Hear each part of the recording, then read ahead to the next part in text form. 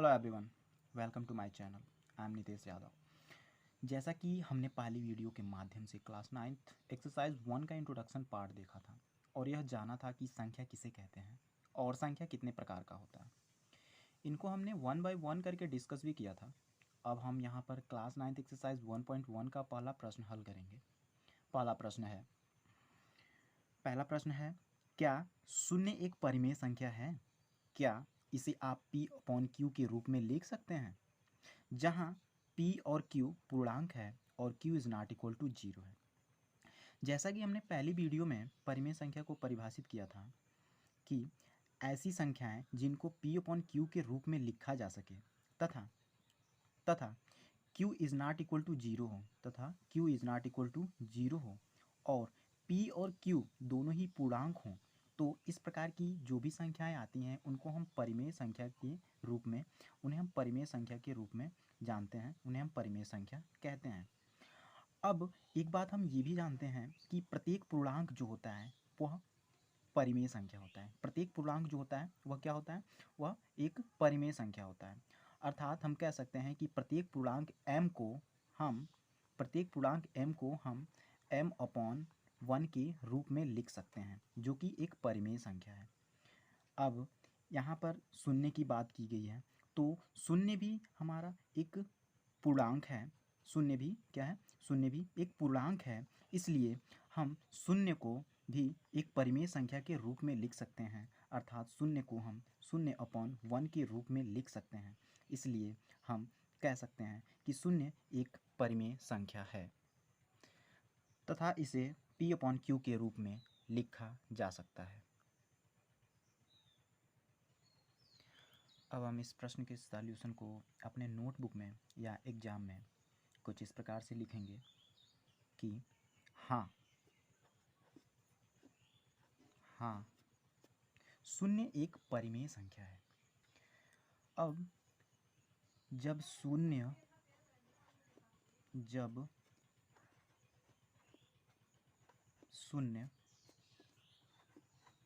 एक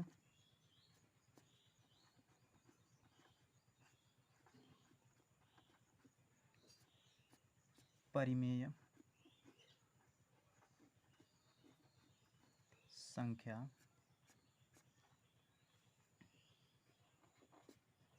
संख्या है तो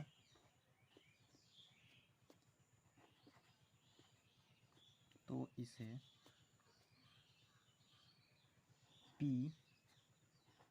बटे का Q के रूप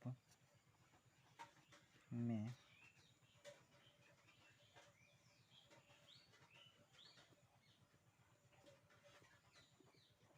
निम्नलिखित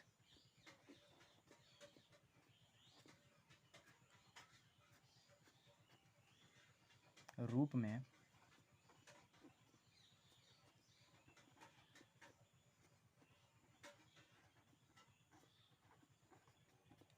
लिखा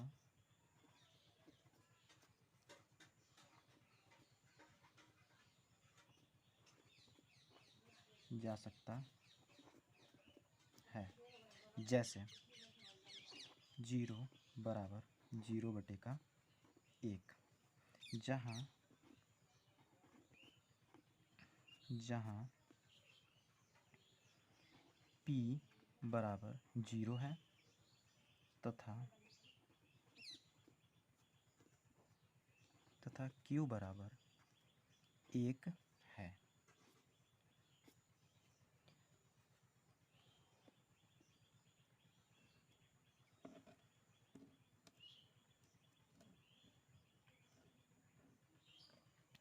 प्रश्नानुसार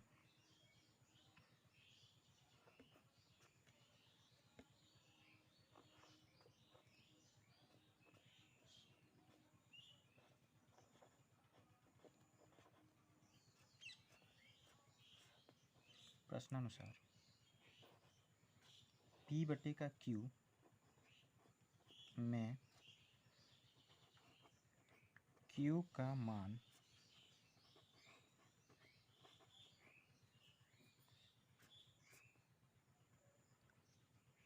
का मान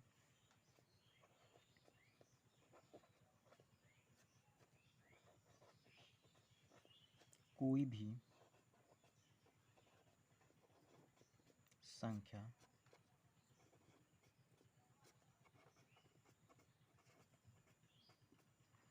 हो सकता है, जैसे 0/1, 0/2,